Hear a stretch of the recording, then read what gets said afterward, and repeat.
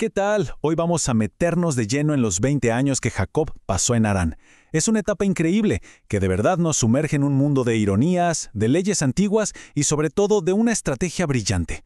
Aquí es donde vamos a ver cómo el hombre que engañó a su propia familia termina siendo a su vez víctima de un engaño monumental. La historia arranca con Jacob como un fugitivo, sin absolutamente nada. Al llegar a la casa de su tío Labán, se enamora perdidamente de Raquel y pone sobre la mesa lo único que tiene, su propio trabajo. 7 años.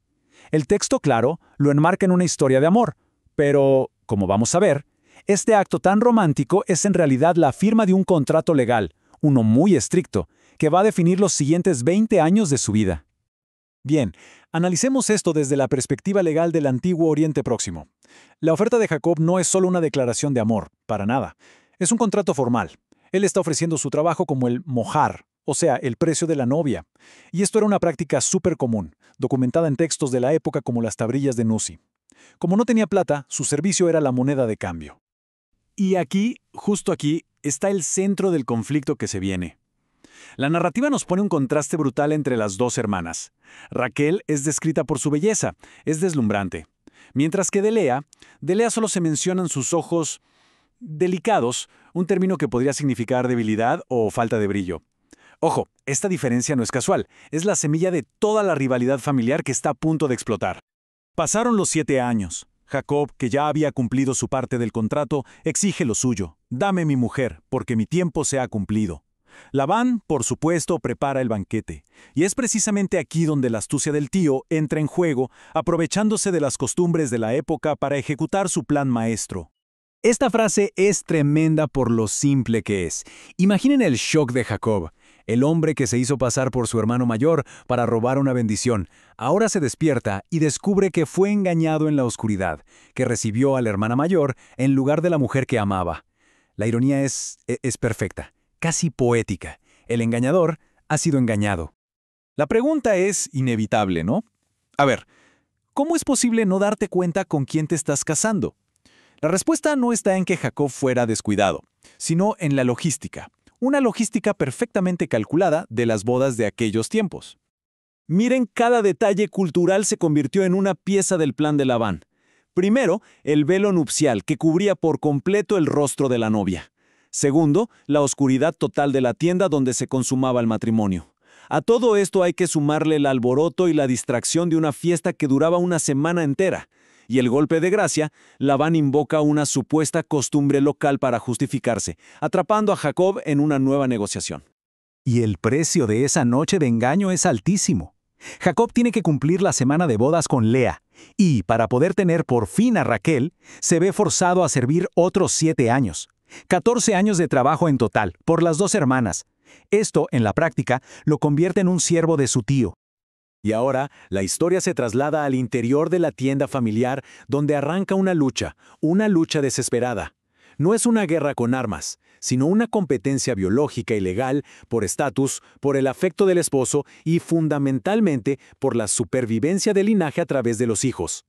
Esta tabla es, en esencia, el marcador de la batalla. La historia dice que Dios, al ver a Lea menospreciada, le da hijos, y fíjense en los nombres que ella elige. Miren. Un hijo, con la esperanza de que Jacob por fin la vea. Oír, porque Dios escuchó su angustia. Unido, anhelando que su marido finalmente se una a ella. Cada nombre es un grito de dolor y de esperanza. La reacción de Raquel, al ver que no podía tener hijos, no es un simple arrebato. Es una maniobra legal, totalmente reconocida en esa época. La maternidad subrogada, como vemos en el famoso Código de Hammurabi, era una forma legítima para que una esposa pudiera construir su linaje a través de su sierva. Al entregar a Bilha, Raquel está reclamando su lugar en esta carrera genealógica. Este episodio a veces se malinterpreta como una pelea trivial, pero nada que ver. En realidad es una negociación de altísimo riesgo. Las mandrágoras se consideraban un remedio potente para la fertilidad. Raquel, desesperada, está dispuesta a cambiar una noche con su esposo, que era su principal ventaja sobre Lea, por la posibilidad de concebir un hijo. Es un acto de pura desesperación estratégica. Y este gráfico de Donna nos muestra de forma brillante el resultado final de esta guerra de fertilidad.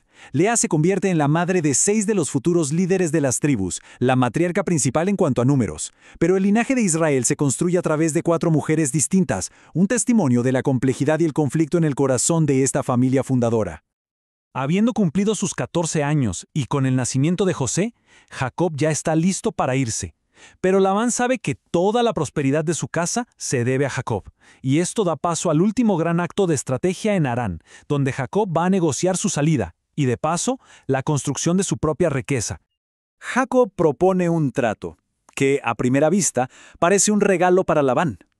En los rebaños de Oriente Medio, los animales completamente blancos eran la norma. Las manchas, las rayas, el color negro eran rasgos genéticamente recesivos y por lo tanto, muy raros. Labán cree que está haciendo el negocio de su vida, sin duda. Pero aquí vemos la genialidad de Jacob, no como un mago sino como un observador increíblemente agudo de la naturaleza.